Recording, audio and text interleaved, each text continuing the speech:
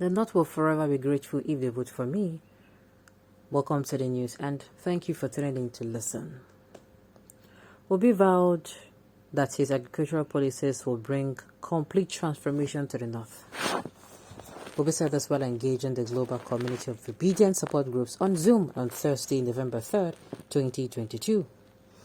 The Anambra State governor decried a situation where over 50% of arable land in Nigeria have been left uncultivated.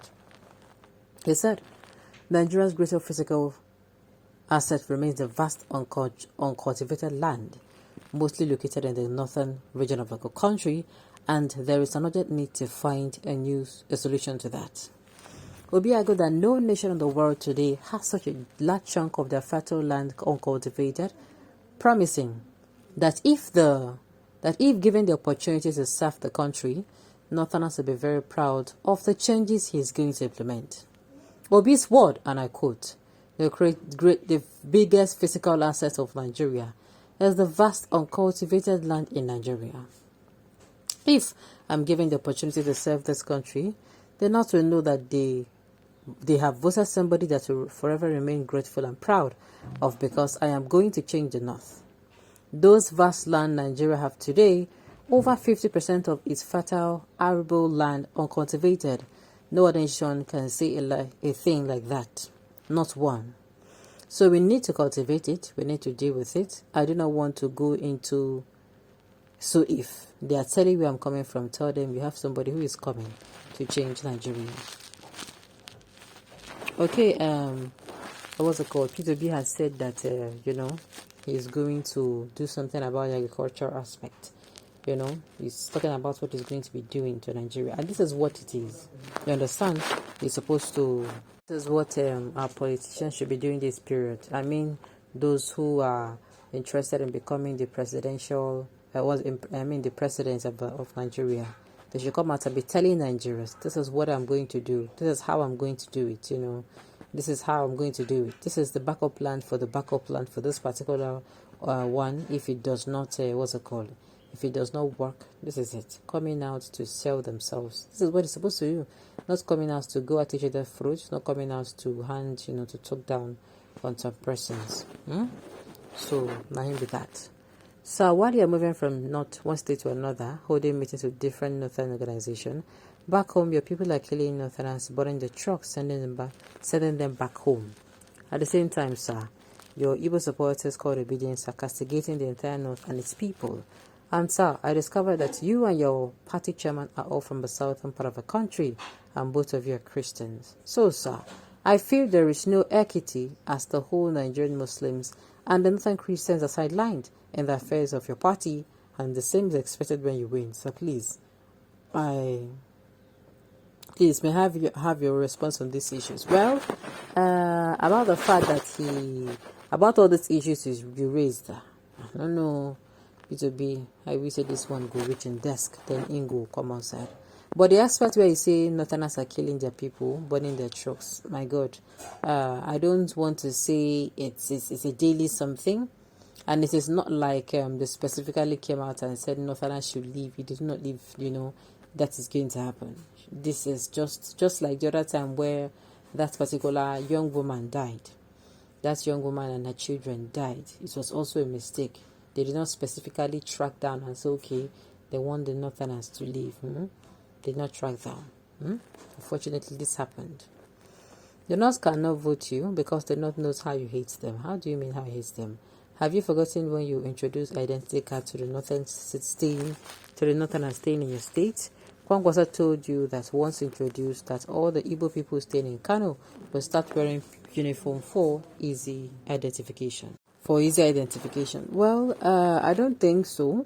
A lot of people who have come out to actually, come out to actually state the obvious that this is not true.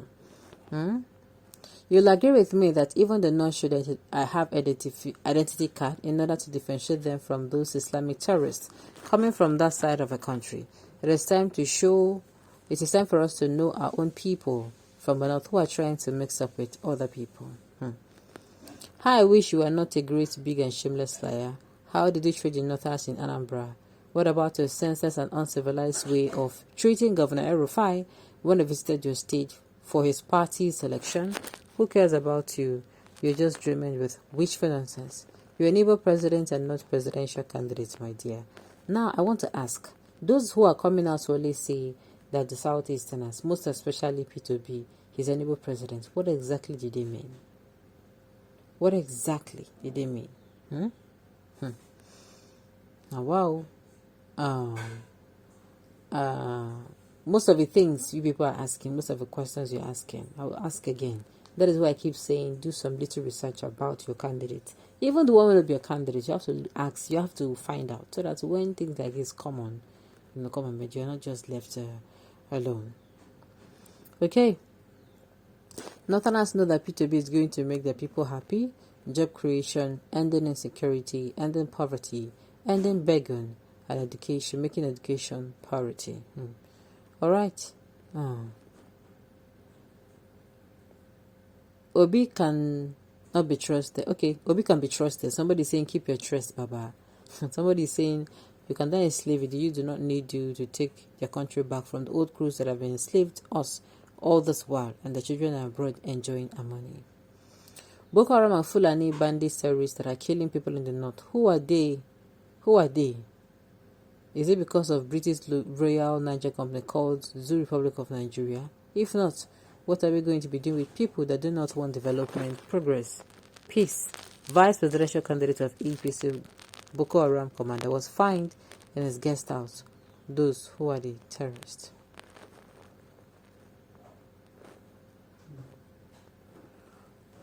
Alright, tell them all. If tribalism and religion will allow them to hear, although they have so many fine Northerners who have known the truth and is ready for this change, but my heart bleeds for the uneducated ones who will fall into their cheap lies and propaganda, and at the end of the day, they would suffer it and come to the south to beg. Hunger knows no tribe and religion. Hunger knows no tribe and religion. Insecurity does not mark. If any crime want to befall anybody, it does not ask for the person's tribe.